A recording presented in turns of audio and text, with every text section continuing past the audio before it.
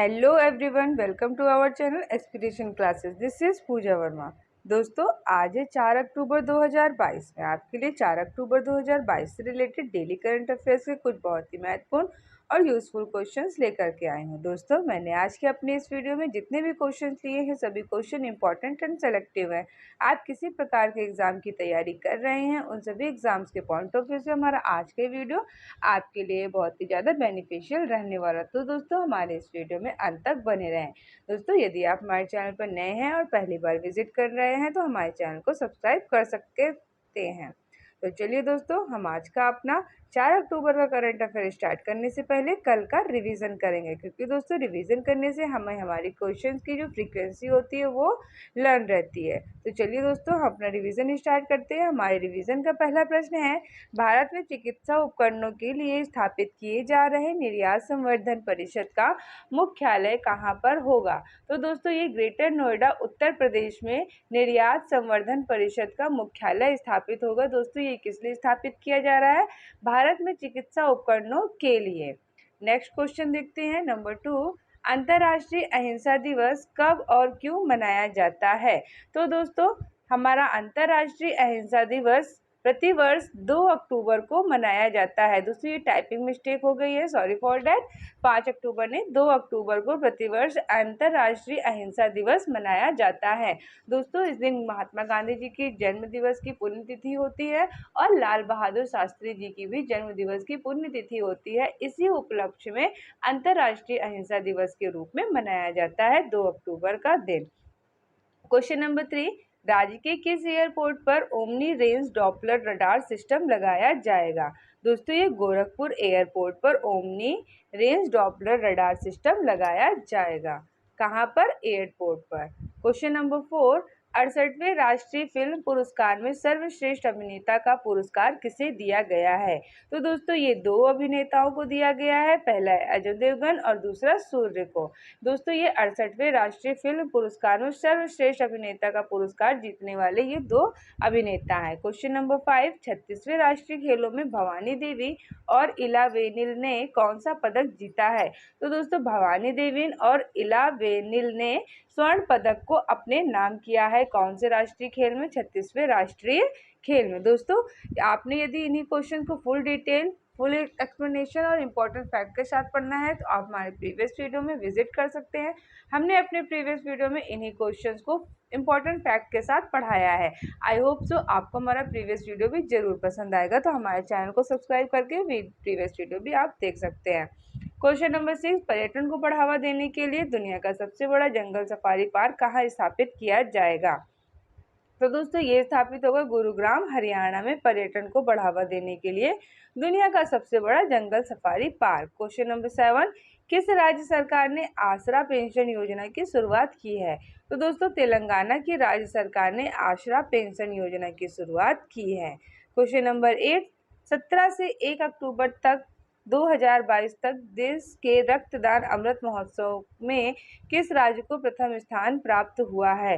तो दोस्तों, मध्य प्रदेश राज्य को प्रथम स्थान प्राप्त हुआ है, क्योंकि दोस्तों 17 सितंबर से 1 अक्टूबर के बीच में जो देश में रक्तदान अमृत महोत्सव का शुभारंभ हुआ है, इस कारण। चलिए अब अपना अगला प्रश्न देखते हैं। Question number 9। शहर में प्रदूषण से निजात पाने को लेकर किस मुख्यमंत्री ने हाल ही में 15 सूत्रीय विंटर एक्शन प्लान की घोषणा की है? तो दोस्तों, दिल्ली के मुख्यमंत्री अरविंद केजरीवाल ने 15 सूत्रीय विंटर एक्शन प्लान की घोषणा की है। दोस्तों, ये इसलिए किया गया है कि शहर में प्रदूषण से निजात पाने को लेकर के, क्योंकि दोस्तों दिल्ली बहुत ही ज़्यादा प्रदूषित शहर है। Question number 10। स्वच्छ सर्वेक्षण के अनुसार भारत के किस शहर को साफ शहरों में प्रथम स्थान प्राप्त किया है? तो दोस्तों, इंदौर ने ये साफ शहरों में प्रथम स्थान को प्राप्त किया है। ये दोस्तों किस रिपोर्ट के अनुसार है? स्वच्छ सर्वेक्षण 2022 के अनुसार यह रिपोर्ट में आया है कि इंदौर शहर साफ शहरों में प्रथम स्थान पर है। तो दोस्तों, इस तरह से हमारा रिवीजन का सेशन समाप्त होता है और अब हमारा 4 अक्टूबर का डेली करंट अफेयर का सेशन स्टार्ट होता है। हमारा आज का पहला प्रश्न है, अडानी ग्रीन एनर्जी लिमिटेड ने हाल ही में किस स्थान पर दुनिया का सबसे बड़ा पवन और ऊर्जा संयंत्र चालू किया है? तो दोस्तों, ये चालू किया गया है जैसलमेर में। Option number B is the right answer. Next question देखने से पहले हम इम्पोर्टेंट फैक्ट को पढ़ लेते हैं। तो दोस्तों, अडानी ग्रीन एनर्जी लिमिटेड ने राजस्थान के जैसलमेर में दुनिया का सबसे बड़ा पवन सौर ऊर्जा संयंत्र को चालू किया है। इस परियोजना में 600 मेगावाट और 150 मेगावाट पवन संयंत्र शामिल है। इसके साथ अडानी ग्रीन गिनी एनर्जी लिमिटेड की वर्तमान में कुल परिचालन उत्पादन क्षमता 6.7 गीगावाट हो गई है। मई 2022 में अडानी ग्रीन एनर्जी लिमिटेड ने जैसलमेर में 390 मेगावाट की क्षमता वाले भारत के पहले हाइब्रिड पावर प्लांट का संचालन किया था। दोस्तों, ये सभी पॉइंट आपने याद रखने हैं, कितने मेगावाट, कितनी क्षमता, ये पहले कितना था और अब कितना हो गया, ये सभी पॉइंट आपने अपने नोट्स में हाईलाइट करके लिख लेने हैं। क्वेश्चन नंबर 2 देखते हैं। हाल ही में टाइम पत्रिका की सभी उभरती हुई नेताओं की सूची में एकमात्र भारतीय के रूप में किसे नामित किया गया है? तो दोस्तों, ये नामित किया गया है आकाश अंबानी को। Option number A is the right answer. आप इमेज में आकाश अंबानी को देख सकते हैं। तो भारत की सबसे बड़ी दूरसंचार कंपनी जियो के प्रमुख आकाश अंबानी को टाइम पत्रिका की सभी उभरते हुए नेताओं की सूची में एकमात्र भारतीय के रूप में नामित किया गया है।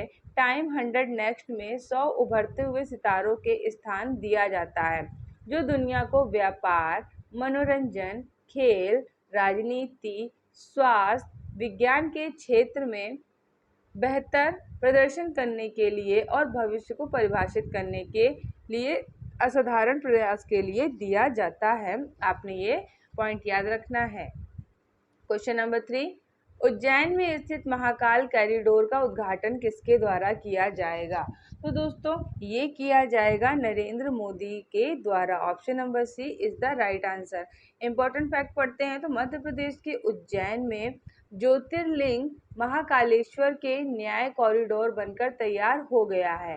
इस नए कॉरिडोर का उद्घाटन 11 अक्टूबर को प्रधानमंत्री नरेंद्र मोदी करेंगे। आपने दोस्तों ये डेट को याद रखना है कि किस दिन इसका उद्घाटन होगा।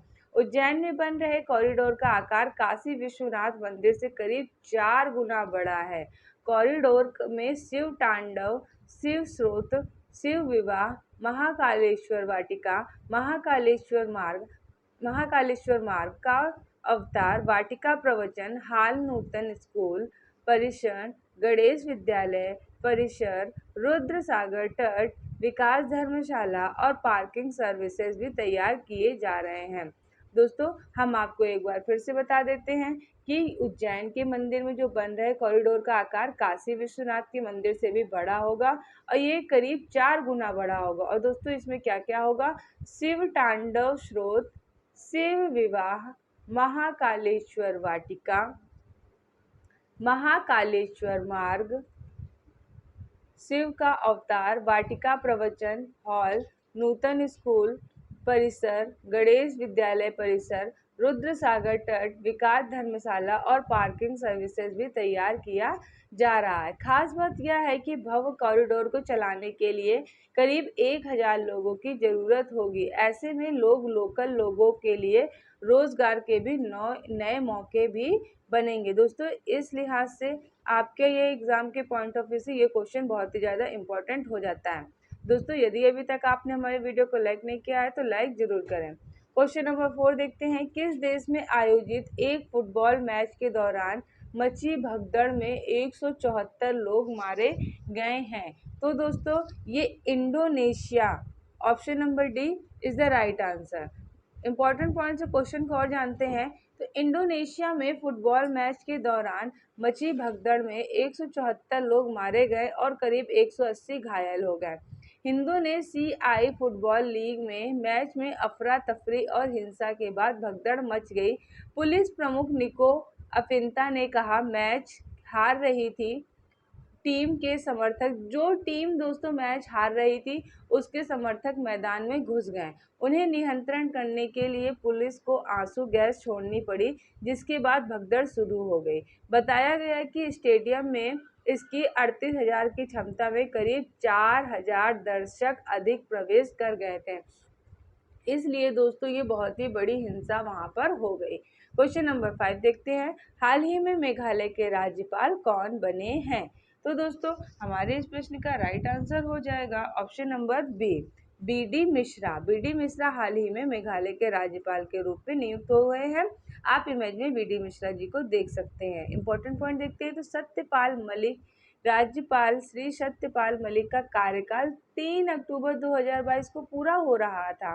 राष्ट्रपति ने अरुणाचल प्रदेश के राज्यपाल बी.डी. मिश्रा को अपने में स्वयं के कर्तव्यों के अलावा मेघालय के राज्यपाल के कार्यकाल का कार्यभार ग्रहण करने के लिए उस दिन से मेघालय के राज्यपाल के कार्यों का निर्वहन करने के लिए नियुक्त किया है, जब तक कि नियमित व्यवस्था नहीं हो जाती है। दोस्तों आपने ये पॉइंट नहीं याद रखना है। क्वेश्चन नंबर 6, हाल ही में स्वच्छ सर्वेक्षण ग्रामीण का पहला पुरस्कार किसे मिला है? तो दोस्तों ये किसे दिया गया है? ये दिया गया है तेलंगाना राज्य की सरकार को। Option number A is the right answer. तो राष्ट्रपति द्रौपदी मुर्मू ने नई दिल्ली में एक समारोह में स्वच्छ सर्वेक्षण ग्रामीण 2022 और जल जीवन मिशन कार्य निष्पादन मूल्यांकन पुरस्कार प्रदान किए हैं। बड़े राज्यों की श्रेणी में स्वच्छ सर्वेक्षण ग्रामीण का पहला पुरस्कार तेलंगाना को, दूसरा हरियाणा को और तीसरा तमिलनाडु को दिया गया है।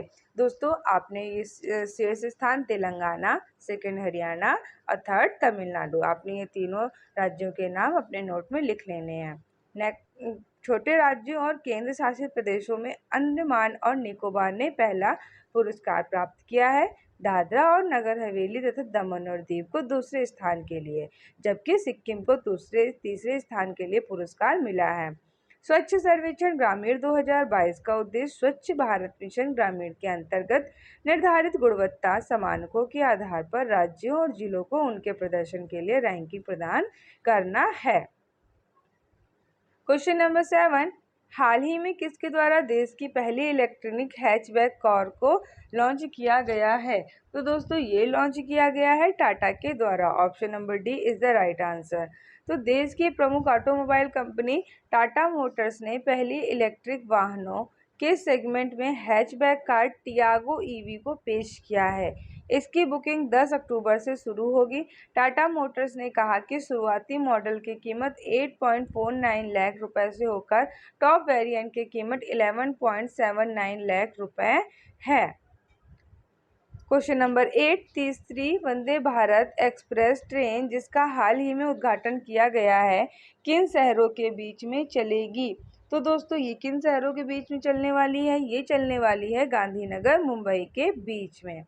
इम्पोर्टेंट फैक्ट देखते हैं तो देश की ये तीसरी वंदे भारत ट्रेन गुजरात के गांधीनगर से महाराष्ट्र के मुंबई सेंट्रल के बीच चलेगी। यह कुल 500 किलोमीटर की दूरी 6.30 घंटे में तय करेगी।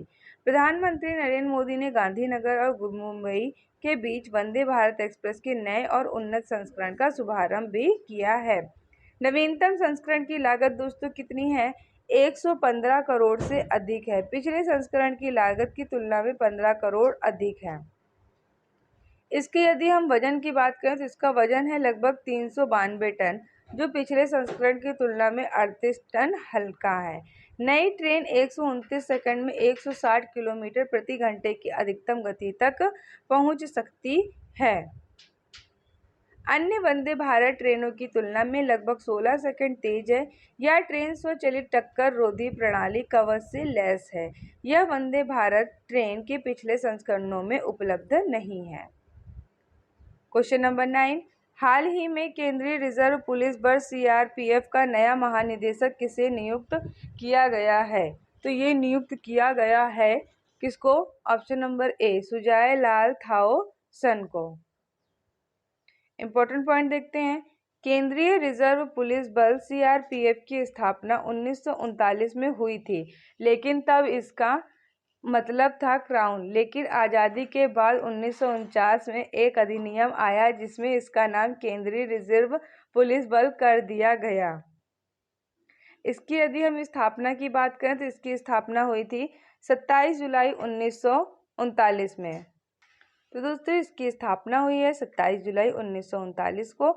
मुख्यालय की यदि हम बात करें तो इसका मुख्यालय है नई दिल्ली। यदि मोटो इसका उद्देश्य जाने तो उद्देश्य है इसका सेवा और निष्ठा। क्वेश्चन नंबर 10, निम्न में से किसके द्वारा अंबेडकर अ लाइफ पुस्तक लिखी जाएगी? तो दोस्तों ये किसके द्वारा लिखी जाएगी? हमारे इस प्रश्न का राइट आंसर हो जाएगा option number B, Shashi Tharoor ji के द्वारा अंबेडकर अ लाइफ पुस्तक को लिखा जाएगा। इंपॉर्टेंट पॉइंट से क्वेश्चन को और समझते हैं।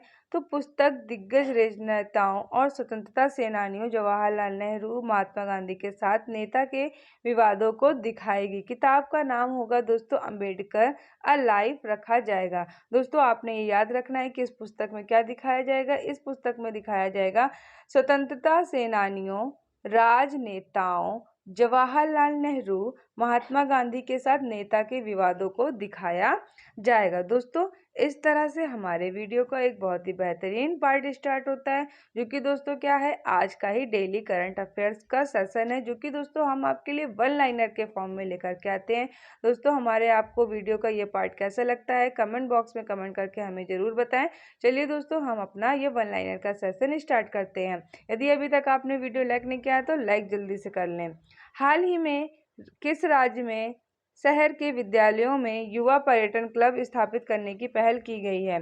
तो दोस्तों जौनपुर राज्य में, जो जौनपुर है, वहाँ के शहर में विद्यालयों में युवा पर्यटन क्लब स्थापित करने की पहल की गई है। क्वेश्चन नंबर 2, कहाँ पर महिला उद्यमियों और व्यापार को बढ़ावा देने के लिए जल्द ही अखिल महिला बाजार का शिलान्यास किया जाएगा? तो दोस्तों ये लखनऊ में किया जाएगा।